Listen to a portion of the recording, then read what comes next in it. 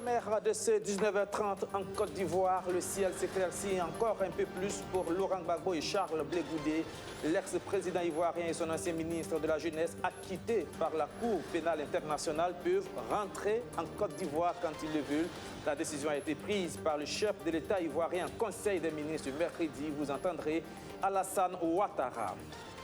Des images d'un bloc opératoire sans lumière au CHU Yalgado Ouedraogo qui ont fait le tour des réseaux sociaux. Une situation qui soulève des questions sur l'état du plateau technique dans les hôpitaux burkinabés. Sur le sujet, le SINCHA est catégorique. L'hôpital burkinabé est malade, déclare le syndicat des travailleurs de la santé humaine et animale. Et puis, le 27e FESPACO, c'est du 16 au 23 octobre prochain. Décision annoncée en Conseil des ministres ce mercredi.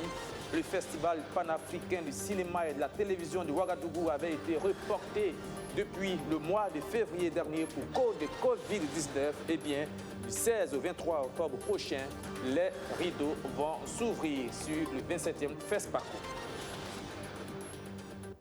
Voilà pour le sommaire. Bonsoir et bienvenue à ce 19h30. C'est une réaction qui était attendue par toute la classe politique ivoirienne et surtout par les partisans de Laurent Gbagbo. Sous quelles conditions le pouvoir ivoirien allait-il autoriser l'ex-chef de l'État et son ancien ministre de la Jeunesse, Blé Goudé, à rentrer en Côte d'Ivoire après leur acquittement définitif par la Cour pénale internationale? Eh bien, ils sont libres de rentrer en Côte d'Ivoire quand ils le souhaitent. Voilà ce qu'a déclaré Alassane Ouattara en Conseil des ministres ce mercredi. Je vous propose d'écouter le président ivoirien. Comme vous le savez, la Cour pénale internationale a rendu le 31 mars dernier sa décision sur l'appel du procureur relatif au procès de M. Laurent Gbagbo et Charles Blé Goudé. Nous en prenons acte. J'ai bien évidemment une pensée émue pour les victimes et leurs familles. Je voudrais les assurer de notre compassion et de notre soutien. Le gouvernement continuera de leur apporter assistance. Quant à M. Laurent Gbagbo et Blé Goudé, ils sont libres de rentrer en Côte d'Ivoire quand ils le souhaitent. Les frais de voyage de M. Laurent Gbagbo ainsi que ceux des membres de sa famille seront pris en charge par l'État de Côte d'Ivoire. Des dispositions seront également prises pour que M. Laurent Gbagbo bénéficie, conformément au texte en vigueur, des avantages dus aux anciens présidents de la République de Côte d'Ivoire. Et pour être complet sur ces sujets, sachez que Laurent Gbagbo et Charles Blé Goudé sont sous le coup d'une condamnation de 20 ans de prison chacun par la justice ivoirienne, respectivement pour crimes économiques et actes de torture. Voilà, bien malin celui qui pourra dire la fin de ce qui apparaît comme un véritable film politico-judiciaire à l'ivoirienne. Et justement, parlant des films du vrai cinéma cette fois-ci, sachez que 900 films ont été déjà enregistrés pour le prochain FESPACO, la 27e édition du Festival panafricain du cinéma et de la télévision de Ouagadougou, initialement prévu pour février dernier et reporté pour raison de Covid-19, se tiendra finalement du 16 au 23 octobre prochain, annonce faite ce mercredi en Conseil des ministres. Luc Pabelgem. La Biennale du cinéma africain aura finalement lieu. Le FESPACO, le Festival panafricain du cinéma de Ouagadougou, est annoncé du 16 au 23 octobre 2021. Ainsi en a décidé le Conseil des ministres en sa séance hebdomadaire de ce mercredi 7 avril. Cinéma d'Afrique et de la diaspora, nouveaux talents, nouveaux défis est le thème de la 27e édition. Mais là, nous avons retenu donc les dates allant du 16 octobre au 23 octobre. Et le thème, c'est donc cinéma d'Afrique et de la diaspora, nouveaux talents, nouveaux défis. Et nous travaillons donc en partenariat avec le ministère de la Santé pour que tout soit mis en œuvre, donc pour qu'on puisse prendre en charge tous les festivaliers, mais tous ceux donc, qui vont venir de l'étranger ou de l'intérieur du pays et qui doivent participer à ce festival-là. Nous attendions 800 films, mais à la date d'aujourd'hui, nous avons plus de 900 films qui ont été enregistrés provenant de 28 pays, dont 71 pour le Burkina Faso. Et le pays invité donc est le Sénégal, comme cela avait déjà été dit. Et par rapport donc à la situation de Covid, nous avons invité peu de personnes, environ 150 invités contre 700 personnes que nous avions donc pour le cinquantenaire. Initialement prévu pour fin février, début mars, le FESPACO 2021 est légèrement décalé, mais toutes les activités habituelles seront maintenues dans les salles et hors des salles à Ouagadougou et à Bobo-Dioulasso. Nous avons un budget de plus de 2 milliards, environ 2 milliards 550 millions. Cela est vraiment une nécessité compte tenu donc du fait que notre pays, avec le FESPACO, constitue une vitrine pour l'ensemble des pays et surtout au niveau mondial. Alors nous voulons dire donc que tout ce que nous avions généralement comme manifestation autour du FESPACO, tout va être maintenu, c'est-à-dire donc les rencontres entre les partenaires, la cérémonie officielle dont il a parlé tout à l'heure, également les rues marchandes, le MICA plutôt, le marché international donc du cinéma et de l'audiovisuel. Nous aurons donc tout cela et également le petit FESPACO qui se tient à Bobo. Tout cela sera mis en œuvre, mais vraiment nous allons travailler comme on l'a commencé déjà avec le ministère de la Santé pour que tout le monde puisse être pris en charge et que les étrangers soient rassurés qu'ils seront effectivement au niveau donc sanitaire pris en charge. La nomination de 2 nouveaux commissaires à la CENI, la Commission électorale nationale indépendante, a fait également l'objet d'un décret. Ces 2 nouveaux remplaceront ceux qui avaient été nommés par l'ex-chef de file de l'opposition qui se retrouve aujourd'hui dans la majorité présidentielle. Pour le compte du ministère de la Sécurité, il est annoncé le recrutement de 750 élèves sous-officiers, dont 50 femmes sur concours direct et 10 commissaires, plus 50 élèves officiers sur concours professionnel. Toute autre chose maintenant, les images, vous les avez peut-être vues, elles sont devenues virales sur les réseaux sociaux, mais elles ont surtout choqué et créé le mois, un bloc opératoire, un patient anesthésié en attente d'être opéré et une lampe en panne qu'on tente difficilement à allumer. La scène se passe dans un bloc opératoire d'un hôpital burkinabé, le tout dans une ambiance absolument surréaliste. La situation soulève beaucoup de questions et surtout celle-ci. Y a-t-il encore un plateau technique dans les hôpitaux burkinabés? Dans quel état est-il? Nous avons posé la question au SYNCHA, le syndicat des travailleurs de la santé humaine et animale. Abdourazak Traoré. Non, c'est sciemment filmé et le camarade a voulu échanger cela avec ses camarades anesthésistes, dans la part anesthésiste. Enfin, un début d'explication à la vidéo devenue très vite virale au Burkina Faso. Le personnel soignant en train de se démêler pour faire fonctionner la lampe d'un bloc opératoire alors que le patient était prêt à être opéré. La scène qui s'est produite à l'hôpital Yalgado Ouedraogo a outré plus d'une personne. Environ une semaine après sa diffusion, le SYNCHA l'assume et défend ses membres qui en sont les auteurs. Et ce n'est pas la lettre d'explication demandée par l'administration qui va freiner l'élan du syndicat des travailleurs de la santé humaine et animale. Quand la direction de l'hôpital cite l'article 45 de la loi relative à la fonction publique hospitalière pour condamner l'acte, le syndicat, lui, brandit d'autres argumentations. Entre dénoncer cette situation et puis se taire, puisqu'ils ont adopté d'autres attitudes qui n'ont rien donné. En réalité, c'est ça.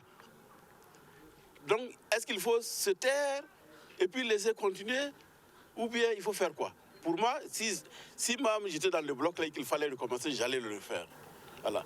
Bon, maintenant, tel que vous le dites, moi je ne pense pas qu'il y a violation. Je ne pense pas qu'il y a violation. Bien plus qu'une action isolée, ce cas démontre à souhait que l'hôpital universitaire Yalgado Ouedraogo est malade lui-même. Par exemple, aucun scanner ne fonctionne dans ce centre de santé de référence nationale, regrette le SYNCHA. Sinon, au quotidien, c'est comme ça que les gens, les travailleurs caracolent, les travailleurs se débrouillent pour pouvoir sauver les vies humaines. Voilà, donc ce n'est pas la première fois, ce n'est même pas le seul coin. Partout dans les blocs, là, c'est comme ça. C'est quoi le constat, M. Convé? Dites-nous l'exemple. Le constat, c'est qu'il y a une insuffisance de matériel, il y a un manque de matériel. Le peu qu'il y a tombe fréquemment en panne, et quand ça est en panne, alors qu'il y a des vies qui ne peuvent pas attendre, ça pose problème. Bonjour les dégâts. Voilà. Face aux caméras ce 7 avril, le SYNCHA a affiché pratiquement son impuissance. Il appelle maintenant le peuple burkinabé à s'assumer. Nous avons fait des grèves, nous avons fait des sittings, nous avons fait des écrits, nous avons fait des rencontres pour dénoncer les conditions de travail vraiment dans lesquelles nous sommes. Voilà. Donc, nous sommes essoufflés. Nous sommes essoufflés, mais nous pensons que, on l'a aussi dit, il y a des batailles qui nous dépassent. Nous allons toujours continuer à le faire, mais nous disons haut et fort que ça nous dépasse. Parce que c'est une lutte citoyenne qui interpelle le peuple tout entier. Parce que ceux-là qui viennent pour se soigner là, c'est nous bien sûr, mais ce n'est pas nous seulement, c'est les populations. C'est vous, c'est ceux qui sont à la maison. Voilà, donc tant qu'eux, ils ne prennent pas conscience que l'hôpital là, c'est pour eux, et que les dirigeants là, c'est eux qui les ont mis en place, et qui sont là pour eux, et qu'il faille les obliger à mettre les formations sanitaires à niveau pour pouvoir les prendre en charge. Tant qu'il n'y a pas cette prise de conscience là, au niveau de la population là, nous, notre lutte là, va être un leurre. Voilà, comme l'hôpital, l'eau aussi est source de vie. C'est pourquoi les initiatives se multiplient pour la rendre beaucoup plus accessible. Eh bien, le projet de renforcement des capacités des agences de l'eau, du Gourma et du Liptako, lui, fait le bilan partiel de ses activités, un bilan jugé positif selon la deuxième session du Comité national de suivi. Abdelaziz Sarré pour le compte rendu. En 2 ans de mise en œuvre, le projet de renforcement des capacités des agences de l'eau pour une gestion rationnelle, concertée et durable des ressources en eau a connu des avancées satisfaisantes. Il a permis de doter les comités locaux de l'eau dans la zone du Gourma et du Liptako en engin roulant. En termes de droits humains, le projet a permis aux populations de ces zones de ne laisser personne de côté dans la gestion de l'eau. À cette deuxième session du comité de suivi de la mise en œuvre du projet, c'est la satisfaction. Pour le secrétaire permanent pour la gestion intégrée des ressources en eau, toutes ces actions ont été menées en dépit de la crise sécuritaire. Je pense que c'est à cela qu'on dit qu'il y a une forte contribution parce qu'ils ont réadapté, ils ont réajusté leur intervention donc sur le terrain en tenant compte effectivement de ce défi sécuritaire-là et de ce défi sanitaire. Donc je pense que leur expérience a permis de réadapter effectivement les réunions, de réadapter les rencontres. Donc et ça a pris en compte aussi ce volet pour faire en sorte que même s'il y a par exemple des réunions, même s'il y a des rencontres, que les acteurs soient en tout cas sensibilisés donc, sur cette question donc, de défis sanitaires et sécuritaires. Donc je pense que c'est ça qui a été aussi en tout cas un atout pour ce projet, pour ce consortium, à savoir aider les acteurs à mener les activités tout en tenant compte effectivement de cette situation sécuritaire. Pour être encore plus efficace dans les années à venir, les coordonnateurs du projet veulent impliquer les bénéficiaires dans la réflexion en matière de la gestion des ressources en eau. C'est-à-dire que dans chaque village, on souhaiterait, le projet en tout cas envisage amener chaque communauté à identifier des répondants, voilà, et des relais, voilà, qui seront également formés pour accompagner les bénéficiaires et faire remonter les informations en matière de gestion des ressources en eau aux autorités et pour que ces autorités-là puissent composer avec la réalité et leur expertise et compétences techniques pour une meilleure gestion des ressources en eau.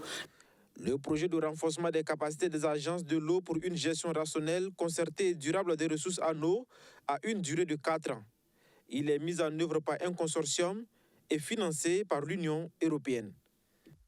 Cette autre initiative pour faciliter l'accessibilité des populations à l'eau potable vient de l'association des Burkinabés de la diaspora Diafaso qui a choisi la province du Tuy pour la réalisation de forages. Je vous propose de suivre la cérémonie d'inauguration à laquelle a participé Archimède Boy. Une coupure de ruban et une première coulée d'eau officielle au forage du village de Dorokuy. Nous sommes dans la commune de Béréba, à Houndé. Ce forage est l'œuvre de Diafaso, l'association des Burkinabés de la diaspora.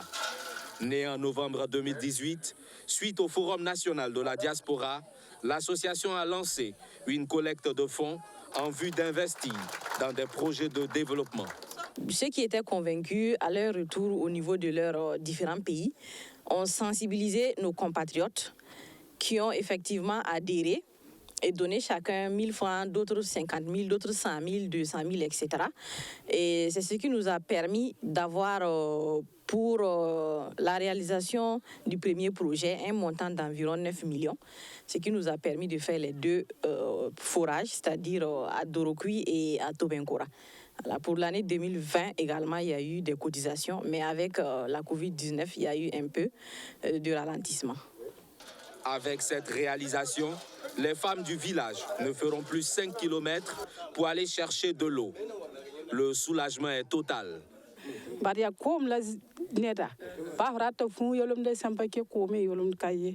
L'eau, c'est la vie, dit-on. Aujourd'hui, nous sommes vraiment soulagés. Avec ce forage, nous pourrons désormais vaquer à nos occupations sans nous soucier des questions d'eau. Nous remercions énormément les donateurs. Le jour suivant cette inauguration, Diafaso a tenu une conférence de presse en vue de faire le point des fonds collectés depuis sa création. Elle a saisi l'occasion pour inviter les Burkinabés de la diaspora à s'investir pour le développement de la mère patrie. Le PAPFA aux côtés des agriculteurs, surtout des jeunes agriculteurs, une signature de convention de financement a eu lieu entre le PAFPA et un certain nombre d'agriculteurs, plus de 1 milliard de francs CFA. Voilà le montant de la convention de financement. Ces jeunes agriculteurs pourront s'installer à leur propre compte et puis développer leurs activités. Cela s'est passé à Bobo Dioulasso. Reportage Kader Kondé, Soto Justin, Dabiré. Ces signatures de convention marquent le démarrage effectif du financement des micro-entreprises rurales.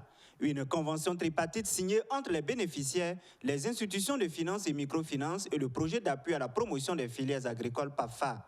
Ce financement s'inscrit dans la composante B du PAFA qui consiste à offrir un appui à la valorisation et la commercialisation des produits agricoles dans les régions de la Boucle du Moun, des hauts bassins, des cascades du sud-ouest. Dans la mise en œuvre, on s'est retrouvé en 2021 par rapport au processus d'enrôlement des bénéficiaires, avec environ 600 bénéficiaires constitués majoritairement de jeunes et de femmes pour bénéficier de la subvention pour la mise en œuvre des activités de leur micro-entreprise rurale.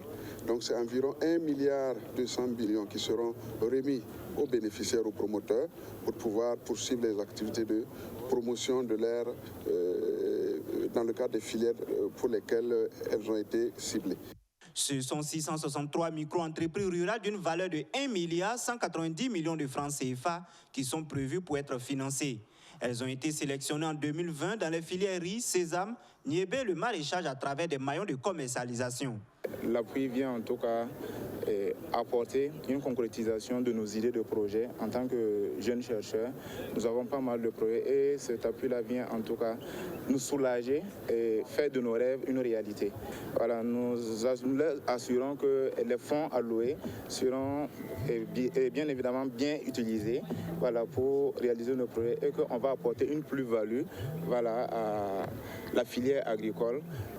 Ces financements vont leur permettre de pouvoir mettre en place des petites micro-entreprises, notamment la production de cultures maraîchères, notamment la transformation du riz, notamment la production piscicole. Donc c'est un projet intégré qui va améliorer la sécurité alimentaire et qui cible un certain nombre de filières. Ce projet va permettre à ces producteurs de pouvoir vraiment commencer la campagne à venir de façon sereine.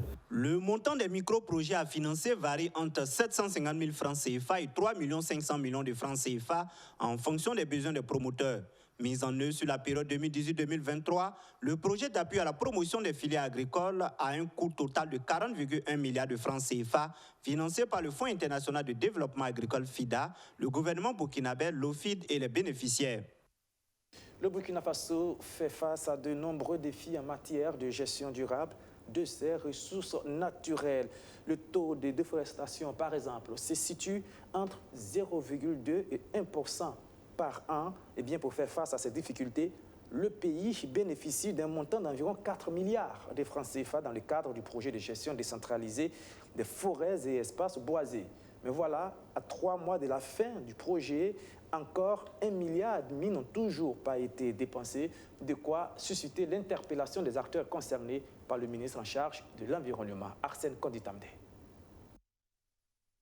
C'est une rencontre d'échange, mais aussi d'interpellation sur un peu plus de 4 milliards de francs CFA obtenus par le Burkina Faso dans le cadre du projet de gestion décentralisée des forêts et espaces boisés. Environ 1,5 milliard n'ont jusque-là pas été dépensés. À la date du 30 juin, si cette somme n'est pas décaissée, elle sera retournée au bailleur de ce projet. Pour le ministre en charge de l'Environnement, il faut nécessairement mettre cet argent à profit tout en respectant les règles en matière de finances publiques. Nous sommes obligés d'interpeller donc les communes et les structures, la coordination, l'ensemble donc des intervenants, pour que d'ici les 3 mois, nous puissions accélérer l'ensemble des activités et permettre donc aux communes d'absorber donc non seulement les 1,5 milliard de francs CFA environ, mais également de respecter les procédures pour que nous ne perdions pas donc ces financements. Parce que si à cette date-là, nous n'avons pas décaissé, nous perdons purement et simplement le financement des 1,5 milliard de francs CFA. Ce qui est intolérable dans un pays comme nous, qui avons besoin donc, de ce genre de financement, qui n'est même pas un prêt, mais un don. Il s'agit vraiment de maximiser l'utilisation des ressources qui sont disponibles avant la clôture du projet en juin de cette année. Et également, nous sommes dans l'étape de préparation d'une mise en échelle de ce projet pour mettre en échelle l'approche du travail avec les communes, de 30 communes à 90. Le projet de gestion décentralisée des forêts et espaces boisés est mis en œuvre dans 34 communes du Burkina Faso. À 3 mois de la fin du projet, le bilan est jugé satisfaisant par les premiers responsables.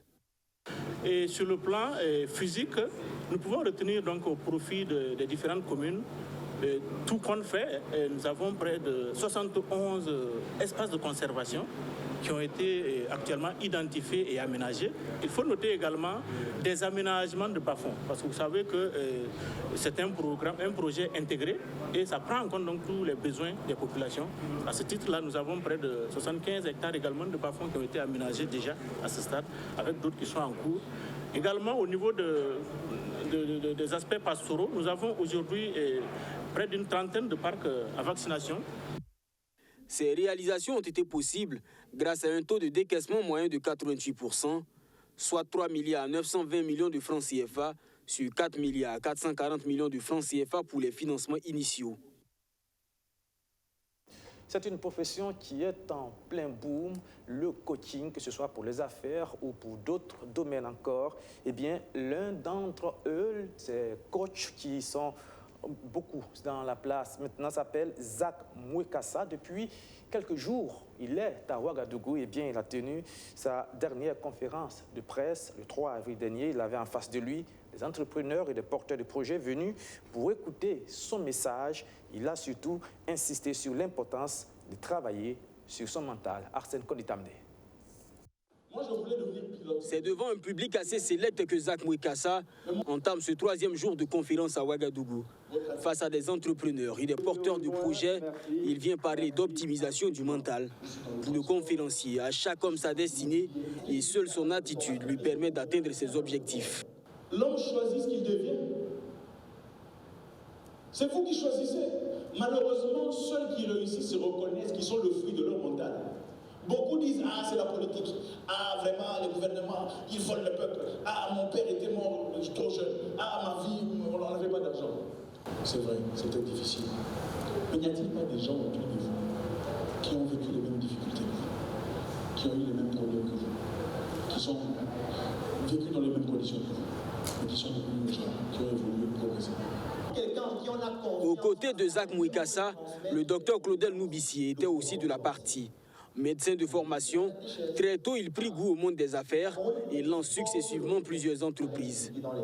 Face au public, il aborde la question des stratégies à mettre en œuvre pour faire prospérer ses affaires. Mais le problème, c'est que soit vous créez votre communauté, soit vous intégrez une communauté qui existe déjà. Parce que l'entrepreneuriat fonctionne en communauté. Vous n'allez pas le comprendre quand vous fonctionnez à petite échelle au début. Au début, ça ne vous concerne pas. Quand vous êtes un commerçant, vous vendez 10 chaussures, 20 chaussures, 30 chaussures, vous avez l'impression que ça va, que tout va bien. C'est quand vous allez commencer à monter à des échelles importantes que vous allez comprendre qu'il y a des communautés. On a l'habitude de dire que Nancy Ongolo et Ulrich Ngegang, deux orateurs qui se sont entretenus avec le public. Leurs discours ont respectivement porté sur la nécessité de transformer les produits locaux et également sur les astuces et techniques de commercialisation. Un peu de culture pour terminer, on parle de mode et de la deuxième édition du talent de mode nuit du Faso d'Afani, un espace pour faire la promotion des pailles traditionnelles telles que le Faso d'Afani ou encore le Kokodunda. Ça s'est passé à Koudougou. On a eu droit à des défilés de mode où des stylistes ont aussi exposé. Surtout Justin Dabiré y était, son compte rendu. Koudougou, cité du Cavalier Rouge. La mode installe son quartier général à la place de la nation de cette ville, au Thomas culturel. La deuxième édition de Talent de mode bat son plein. Ici, le Faso d'Afani est roi. L'objectif visé à cette édition, c'est de contribuer à la valorisation et à la promotion du paille Faso d'Afani à travers les créativités et de fait aussi de découvrir de nouveaux talents parce que nous avons des jeunes qui travaillent dans l'ombre, qui travaillent bien et qui ne sont pas reconnus. Des femmes qui sont sur leur métier à tisser tous les jours, qui font du bon boulot et qui ne sont pas reconnues. Ça sera une manière aussi de les faire connaître et de connaître aussi ce qu'ils font tous les jours dans les ateliers ou dans les cours. C'est en fait un moyen aussi de commercialiser tout ce qu'il y a comme produits, c'est-à-dire les pains, les chemises et ainsi de suite, tout ce qui est de la chaîne de valeur du coton. L'initiative est saluée par le Razak Naba Poulma. Je peux dire que c'est à ce lieu et puis encouragé. Parce que ça motive les travailleurs, ça motive les jeunes qui vont rentrer dans les affaires commerciales. Exposition et vente de produits faits à base de Faso d'Afani, de Kokodonda et autres matières traditionnelles. Du côté des exposants, la pertinence de l'initiative est saluée. On pense que cette manifestation culturelle favorise l'entrepreneuriat au pays des hommes intègres. Comme il s'agit des artisans, alors la question est de renforcer les capacités pour qu'ils puissent créer le dispositif de l'employabilité des jeunes, également maintenir certains dans leurs emplois ou bien créer aussi des emplois. Hier, il y avait le président de l'Assemblée nationale ici, il a visité mon stand, donc je peux dire que ça va, il y a les relations aussi également que j'ai pu tisser avec les différents exposants. Je souhaite que la jeunesse s'implique là-dedans et ça va beaucoup les aider. Ça va beaucoup les aider. En tout cas, on trouve des revenus là-dedans. Plus tard dans la soirée, c'est le défilé de mode qui donne de la couleur à l'événement. Ces créations de vêtements mettent en lumière le talent des acteurs de la mode burkinabé sur le plan national et international. Pour les autorités présentes au festival, cette édition 2021 est une réussite, malgré les difficultés. Les acteurs sont satisfaits de ce qui a pu être présenté ici. Il faut souhaiter que la troisième édition soit encore plus grande que les deux précédentes et qu'il en soit ainsi d'édition en édition jusqu'à ce que Talent de mode devienne un événement majeur au plan national et pour pouvoir attirer des artistes internationaux qui vont venir présenter ici leur production. Vraiment, il y a eu beaucoup d'évolution. Mais il faut encore la main de Dieu et le soutien de tout un chacun pour pouvoir vraiment améliorer. 2 ans déjà, l'événement Talent de mode rassemble des centaines de visiteurs ici à Koudougou. La cérémonie de clôture est tout aussi marquée par la présence de plusieurs artistes burkinabés, dont David Essives et surtout Miss Tania, l'une des plus belles voix de la musique burkinabé.